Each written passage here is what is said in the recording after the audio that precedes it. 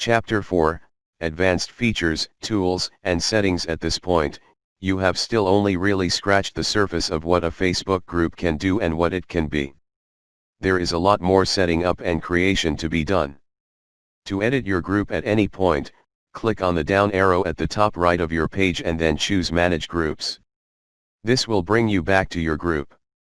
On the page, you will see 3 buttons along the top. The button that says More will allow you to change settings and manage your group. On this settings page, you will find a lot of tools and settings to play with that will change the way the group operates and therefore what is possible. Address the following. Facebook Group Settings. Group Type. The group type describes the category of the group and defines the kinds of things that will likely be discussed. You can choose from 4 types of group: general, buy and sell, gaming, social, learning. For most business purposes, the most logical fit here is the general option. This will allow you to grow and manage the group using the general selection of features available to most groups. Of course, buy and sell will be useful for those that are using their group specifically to sell products. That said, it is more usually intended for buying and trading used goods among members of the general public. This type of group will let you create sales listings and manage those. The gaming group type will allow you to link your group to a particular game and then manage tournaments. It's not hugely useful from a business perspective. Finally, social learning is a group type that you can use to run courses online. You can organize your posts into units or series of units, and these will then act like lessons in a module. This can be a useful tool if you are selling a course or online learning aid as some kind of digital product or service, but it otherwise doesn't have the most obvious application for business. So in most cases, the group type will be general. Location. If your business is location-based, then setting a location can be a very good idea. You'll want to create a location for high street stores, for example, and this can also be useful for businesses like hairdressers, hotels, and more. These groups will be presented more prominently in search for local users, which will help them to discover businesses that are relevant to them. Apps. If you have an app for your business, then you can link this to your group.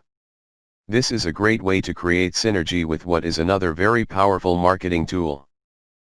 Linked pages. This will allow you to link a page to your group, which is something we'll discuss more in an upcoming chapter. Color. Choose a color for UI elements of your group. This is great for strengthening your brand in particular.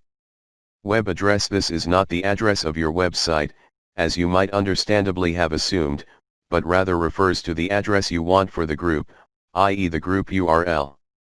This will help you further strengthen your brand, and make it easier for people to find your group without necessarily going through the Facebook app. You should make this easy to remember and simple. The good news is that you can change this at any time, until your group exceeds 5,000 members. Membership approval. By default, anyone in your group will be able to invite new members and give them permission to join. However, you can change the setting if you so wish in order to make it so that only group admins can permit new members. This will of course make the growth of your group slower, but it will also mean that it is more exclusive, and therefore potentially more appealing to new users.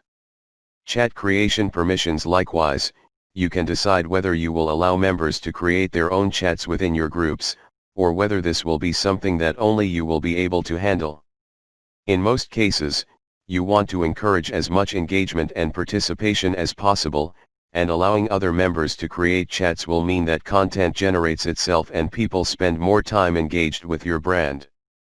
Membership pre-approvals. Manually approving every single member can take a long time if this is the route you choose to go down. For that reason, you might prefer instead to pre-approve certain members. That might mean allowing members of specific groups, for example, or it might mean allowing certain email addresses. This can save time in the long run. Posting permissions. Once again, it is up to you to decide whether members of the group will be able to make new posts, or whether that is something that only you and other moderators will be able to do. Post approval. If you are torn and can't decide whether other members should be allowed make posts, then a compromise solution is to let others post, but to require permission before the post goes live. This method will let you keep control over the content, while also saving you time by ensuring you don't need to start every discussion yourself. Story posting permissions and approval. This is the same thing, but for stories. We will discuss more of what stories are in Chapter 7. Icon. Returning to the top of the page for a moment, you might notice that there is a small icon next to your group name. You can change this by selecting from the drop-down menu.